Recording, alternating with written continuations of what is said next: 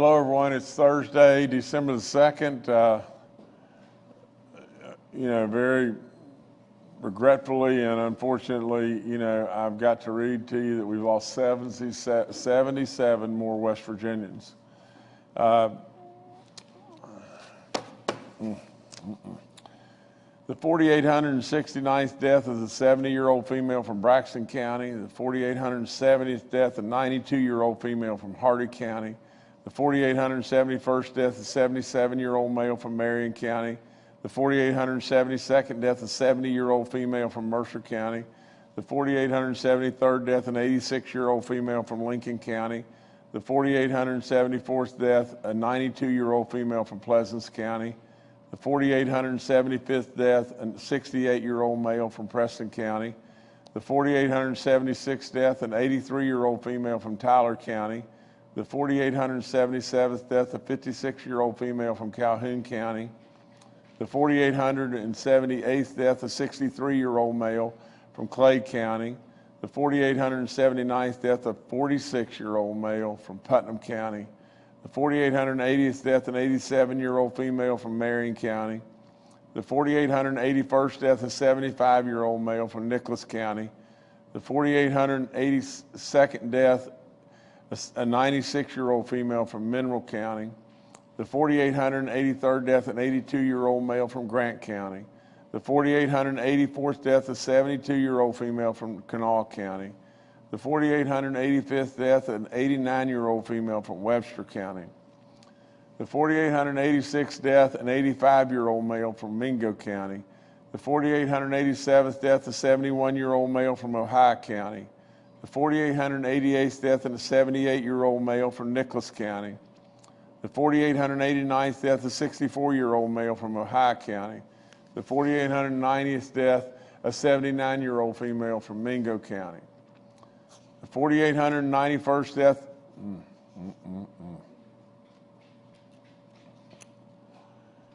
this just kills me. I mean, it's just so sad.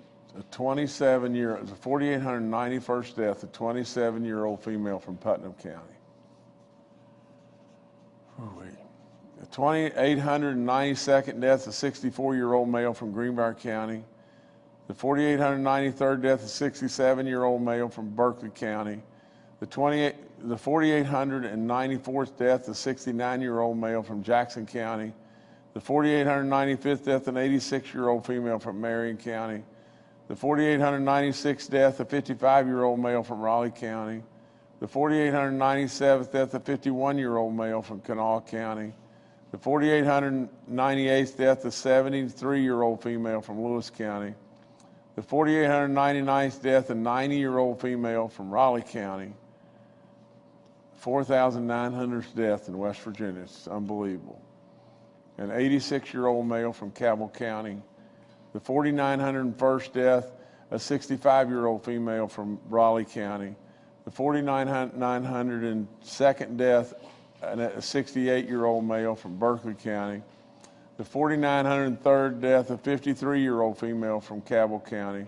The 4,904th death, a 76-year-old female from Putnam County.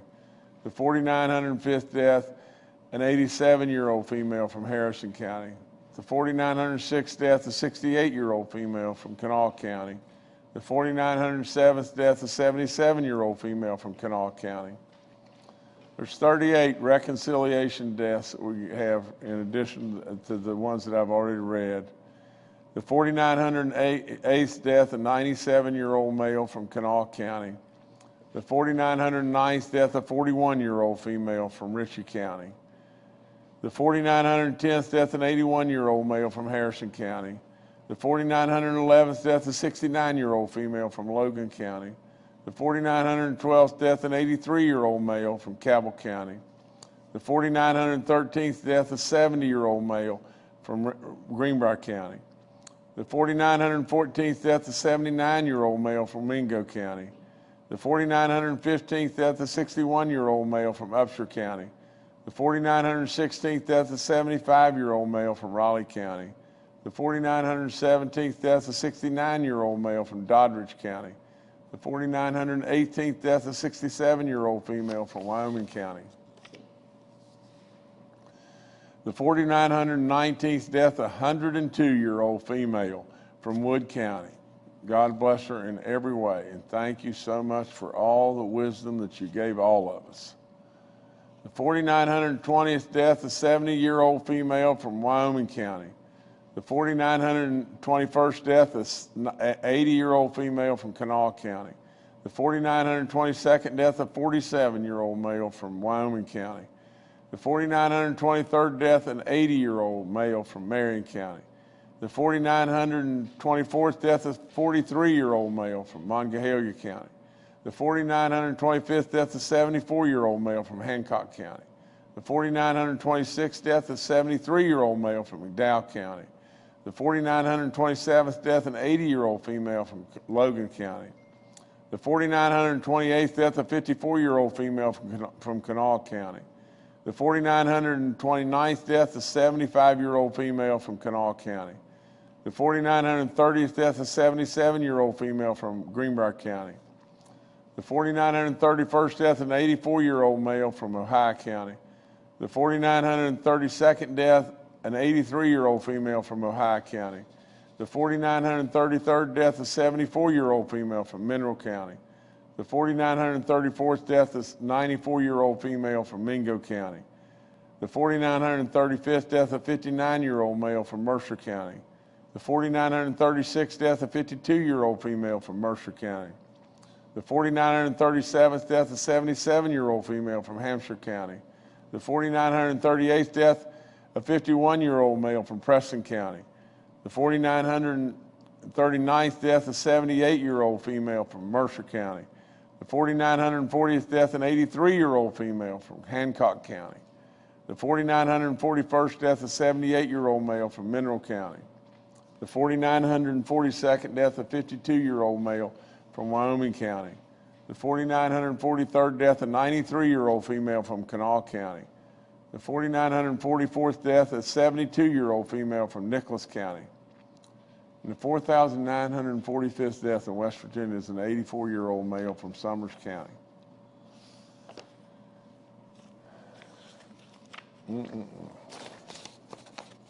I want to apologize to you too for us getting started late.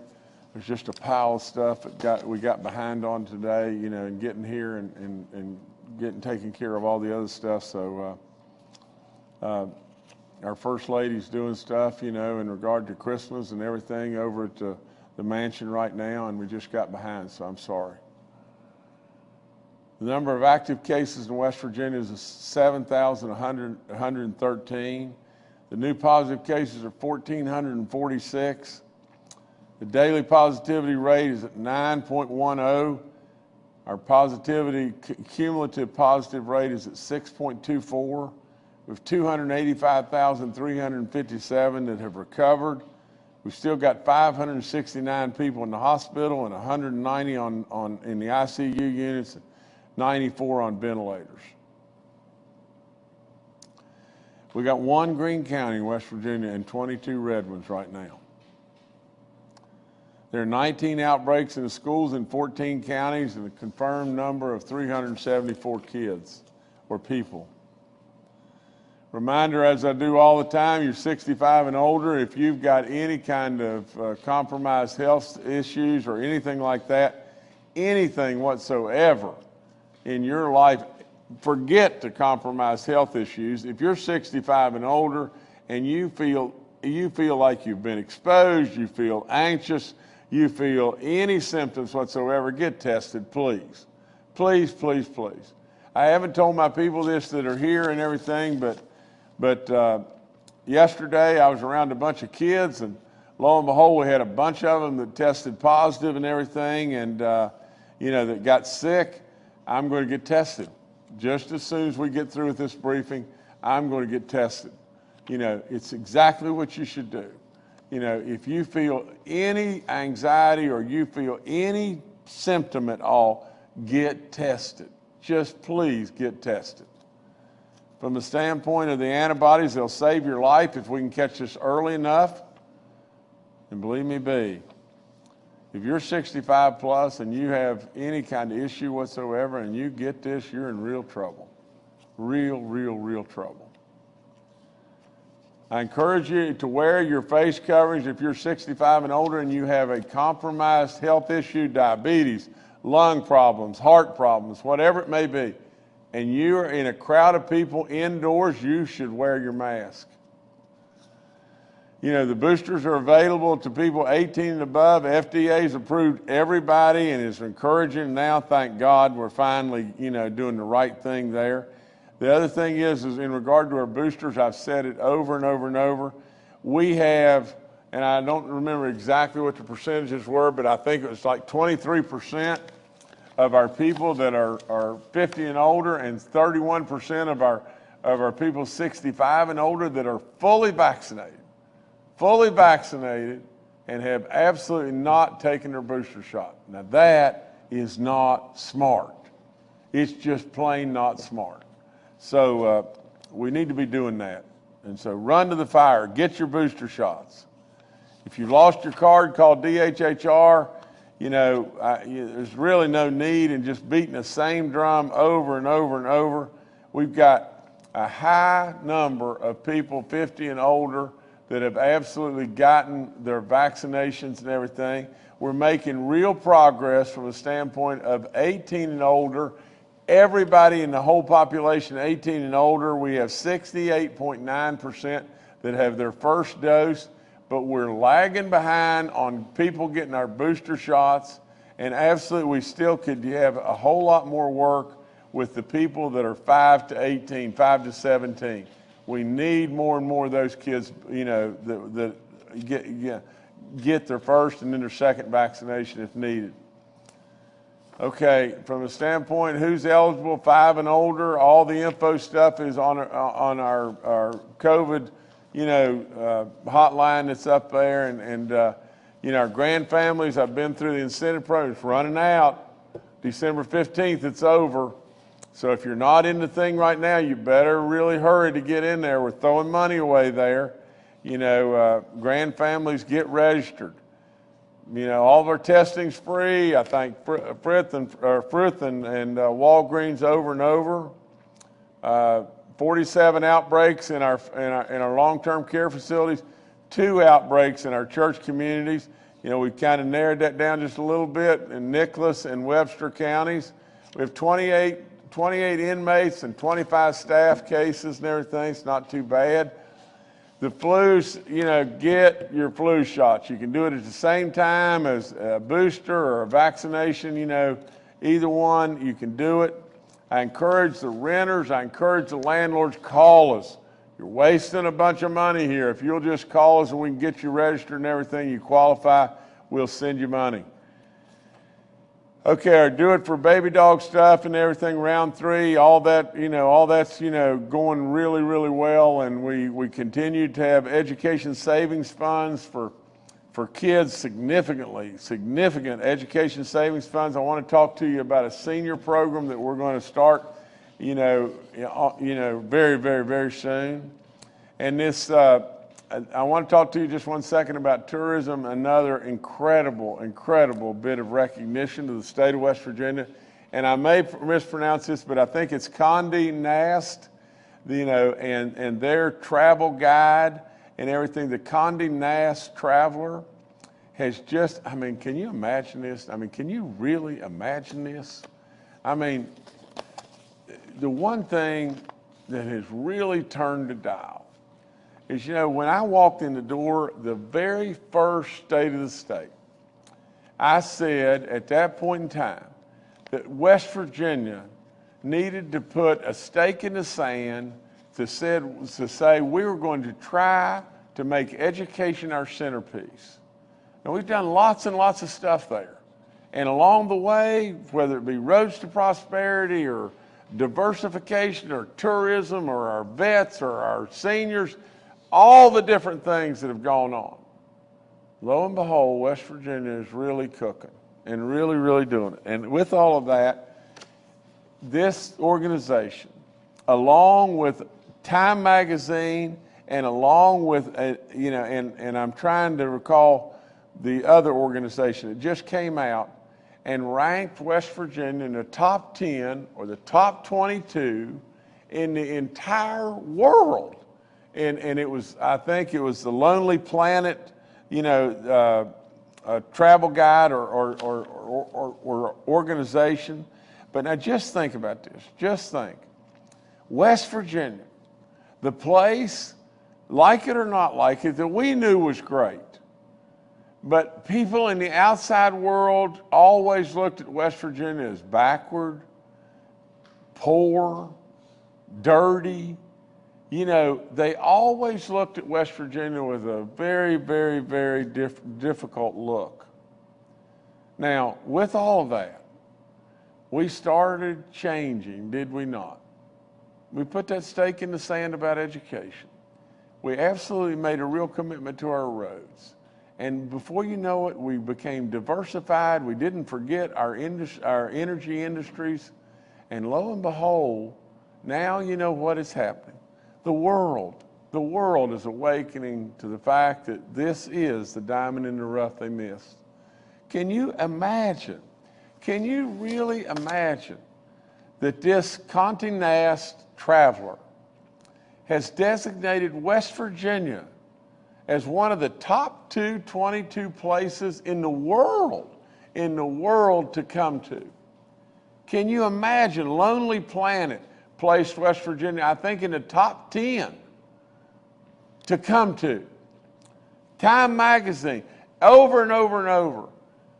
We are becoming really noticed. We knew how great we were. We needed to turn the world loose. We needed to change our image, and we did it. And we thank these people. We thank the Condé Nast people, the Lonely Planet people. We thank Time Magazine. There are so many things that are happening in this great state. On and on and on. We have a new national park.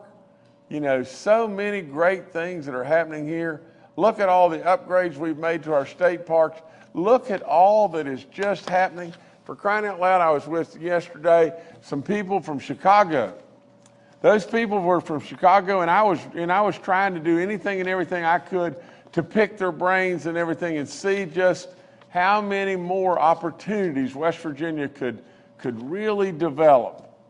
One of the things they said, we've been in West Virginia the last couple of days, and we've been all over West Virginia and all these roads and hollows and mountains and everything else, and we cannot imagine. We can't believe the quality of the roads. The roads are unbelievable. God knows I wish we had this in our state.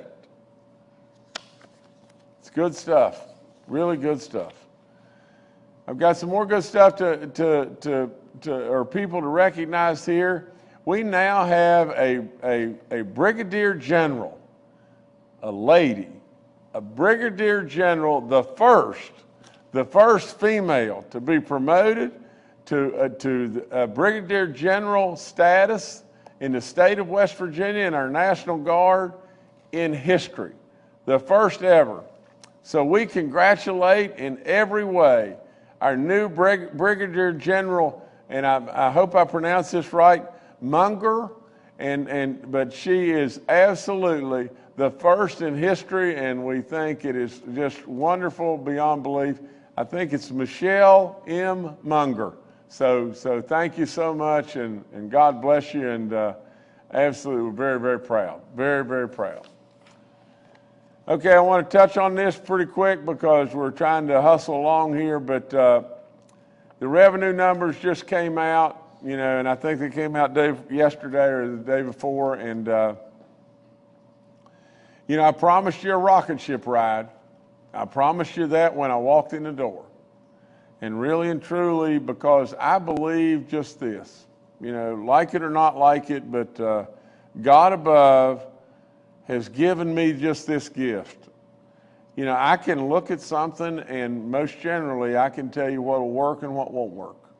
And when I looked at our state, I can never get away from just these principles.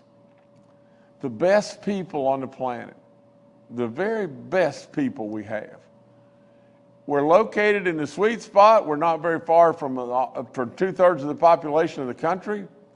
4 unbelievable seasons and unbelievable natural resources beyond belief. How in the world could we pitch 50th over and over? And so we started. We started because I truly believe that people that have real passion, and God knows I've got that, and absolutely we started down the path. We started down the path to diversify. We started down the path to absolutely help our educators and help our seniors and help our vets and absolutely make a real life commitment to tourism and absolutely do our roads. And lo and behold, now, here we are. And the rocket ship ride that I promised, you dadgum right. You're riding it right now. Lowest unemployment numbers in the history of the state. Revenue numbers that are the highest, the most historic in the history of the state. And there's lots more to do. And all we got to do is absolutely stay the course. Stay the course. We did it without a whole bunch of growing government and wasteful spending. We did it. Now, what we need to do is just continue to absolutely make this multiply and understand there's still rocks and there's still folks out there that we really need to help. There's rocks that need to be flipped to understand exactly who we can help and what more we can do. Absolutely. Absolutely. $1 billion rainy day fund and on and on and on. You know, lots of people have put in a lot of licks. I thank all those that absolutely put in the licks, and we got more and more and more to do. This is one hell of a ride, and it's just going to get better. I think I got a couple more things.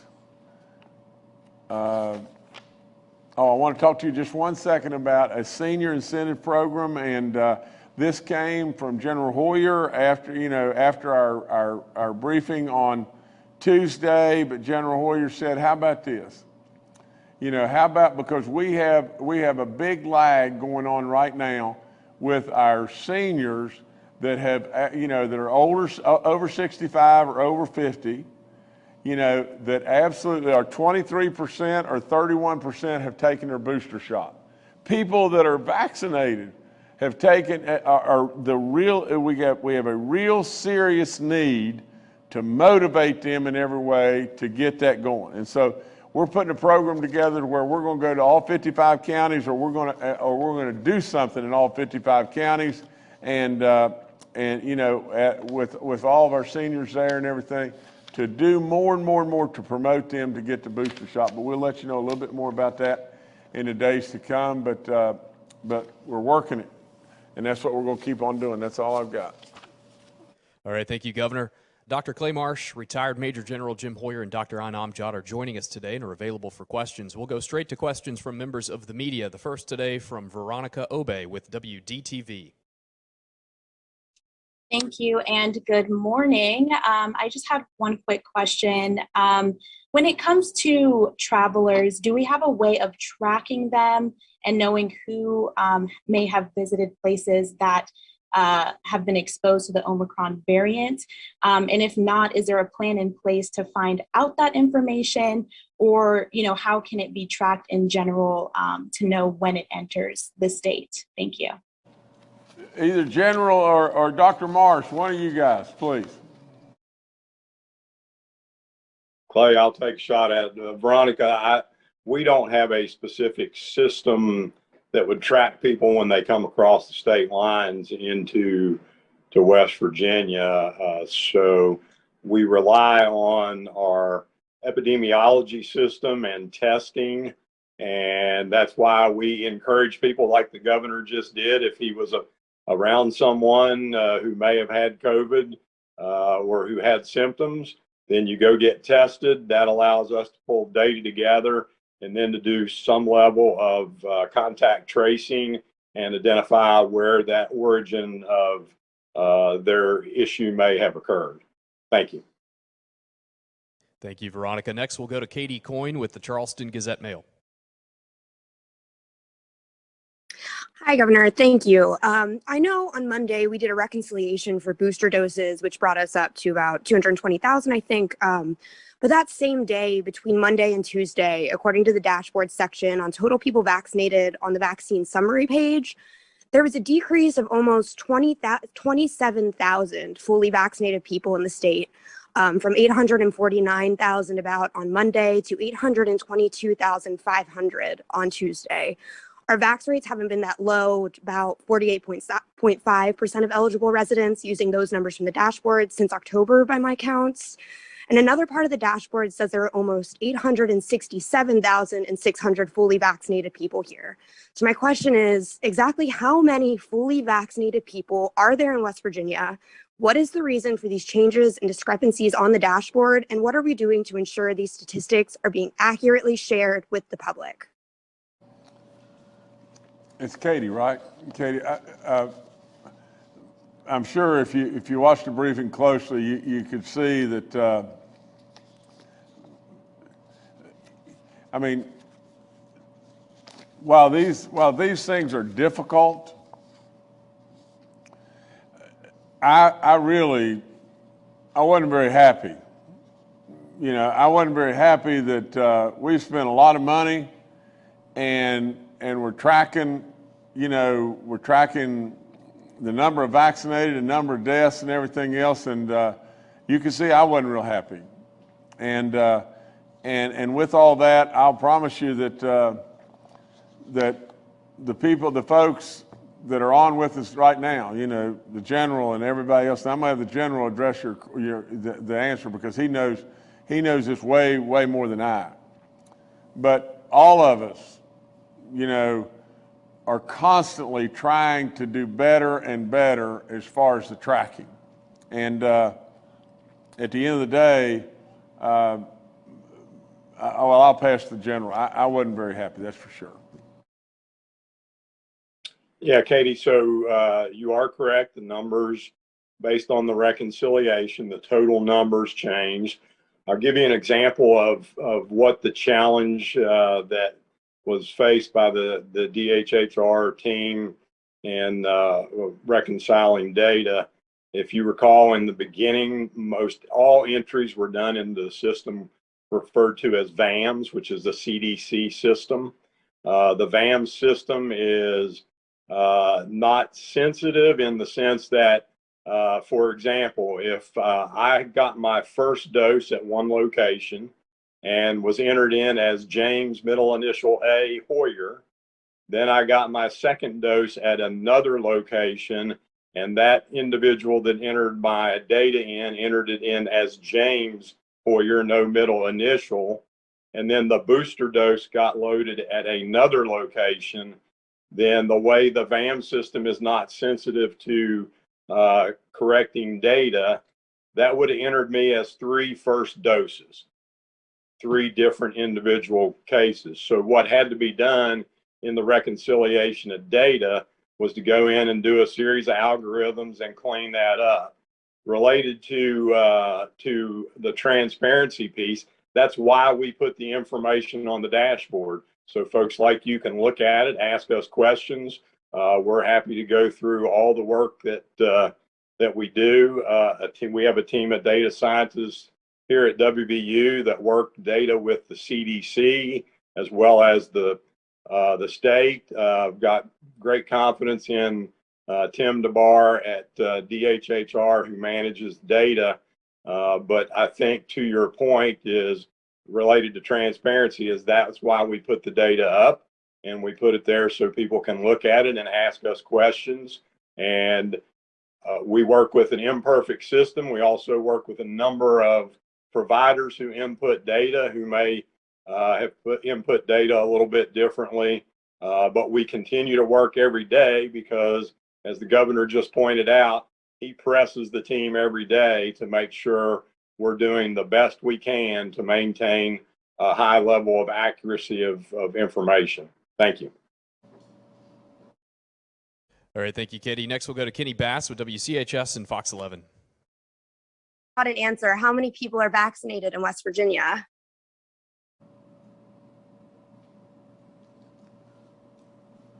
General. Katie, if you go to the front number on the front of the facing website, that is I'm on it. Are you there?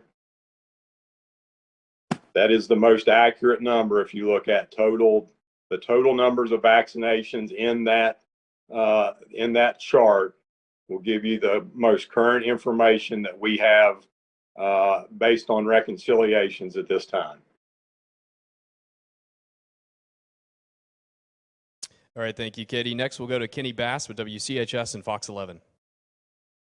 Thanks for. Hello.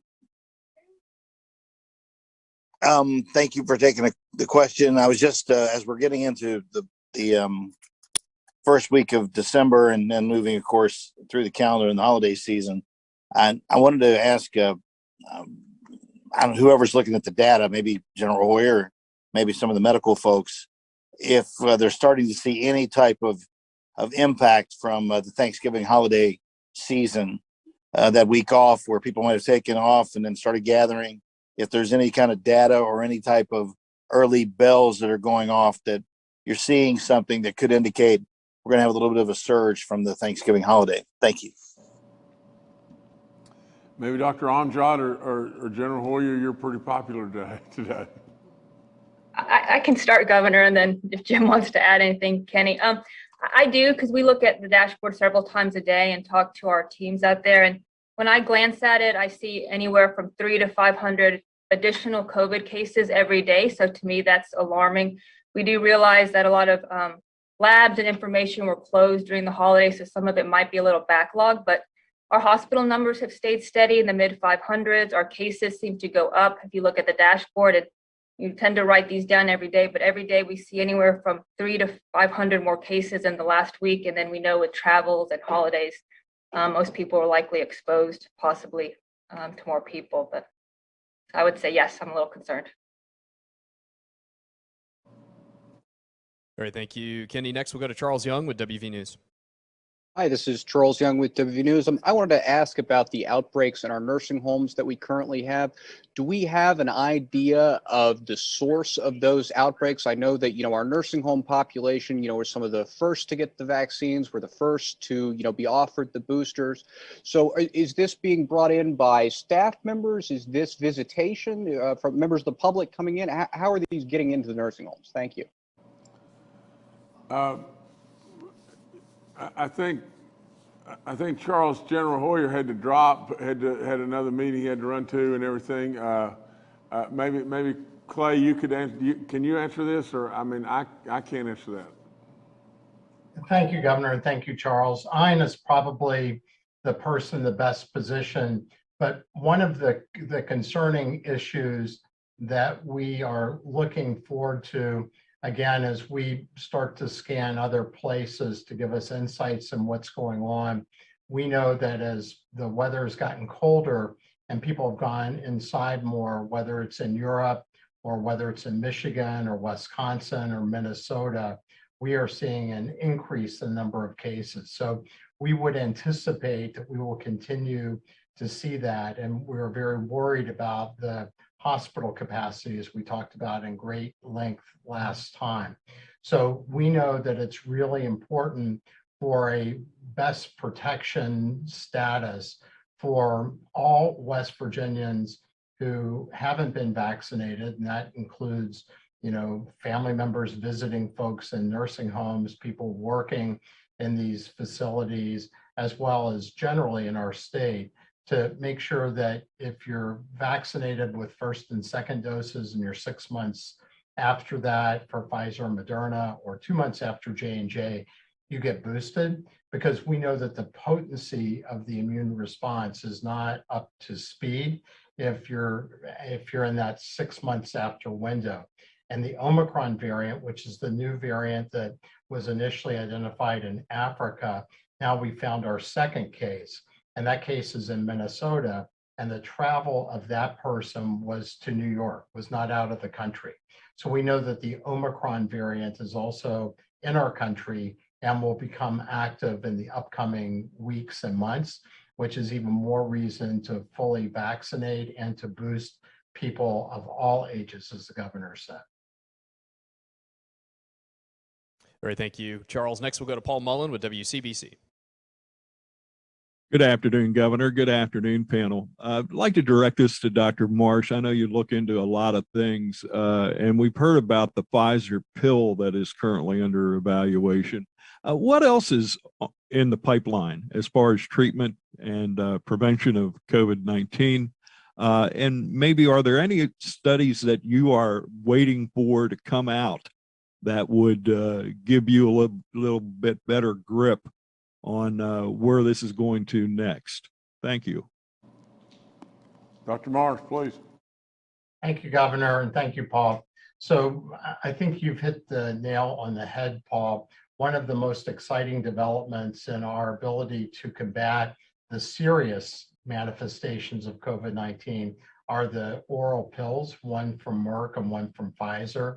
In the clinical studies done, the pill from Merck has performed less well than the pill from Pfizer, but still offers a significant advantage. These pills don't have an impact or are not impacted by the mutations, say, that the Omicron variant has or that the Delta variant has, and they work more specifically on the really key parts of the virus that cause the virus to be able to replicate and to live. And in clinical research studies, the pill from Merck, which just, I think, got thumbs up from the FDA, waiting for the CDC, reduced severely symptomatic disease by 30% and reduced deaths by 90% in people that tested positive within 3 days of their symptoms starting. And the Pfizer pill, which is a combination pill, and it's called Paxlovid, it performed at an 89% benefit in preventing severe symptomatic disease and 100% in reducing deaths in people that took it within the first 3 days of symptoms. So these oral pills, which will be prescribed, are really important. But as the governor said, as we've talked about on this brief as well, the critical factor there is to identify people very early in the course of their infection and to get them treatment right away. So that first 3-day window is really critical. And so we're waiting for the FDA and the CDC to approve these two drugs.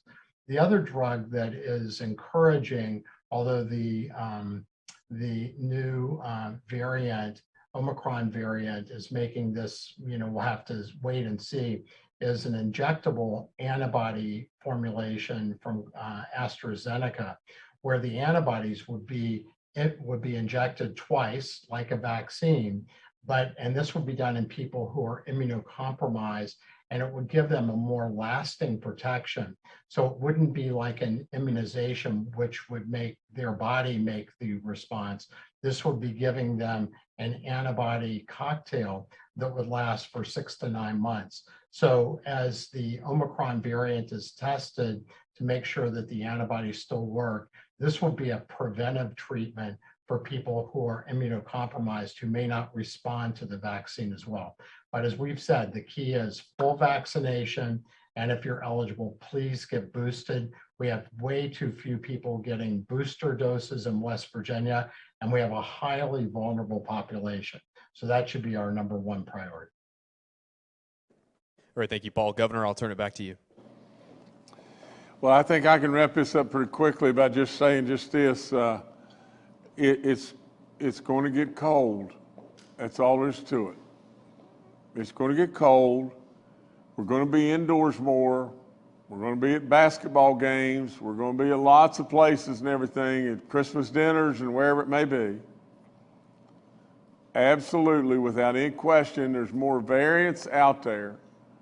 Absolutely, the Delta variant is incredibly infectious. You need to be vaccinated. We have said it 10 million times. That's all there is to it. But at least the folks that are vaccinated, please listen to me and get your booster shot. Get it right now. There is no question in the world, nothing you are doing right this moment, nothing that you're doing right this moment is as important as you going to get your booster shot. That's all there is to it. And the last thing I'd end with is just this. Yesterday, You know, I'm exposed in you know, to people that actively now are sick and have COVID and was exposed on Friday as well. Same people. And lo and behold, you know, you've got choices. Now you can just sit back and wait till you feel bad or whatever, but if you have any anxiety, and I do about this, and I'm going to get tested right as soon as we get through here, you know, I think with the free testing that's available to all of you out there, you ought to listen to me. And absolutely without question, if you have any symptoms whatsoever, go get tested. Go get tested. If we catch this thing early, it's not a bad thing. But if we don't catch it early, you're in real trouble. That's all there is to it. That's all I got. And, you know, just hang in there, West Virginia. We're going to get through this, but we got to get through it the way we've got this far. Pull the rope together. Pull the rope together. Think about little baby dog, just 1 second. Think about her face. She makes you smile, and she absolutely loves everybody. And if we could just follow those rules, try to make other people smile, or yourself, and love everybody. Absolutely don't judge, just love everybody and try to help. Pull the rope. Thank you so much.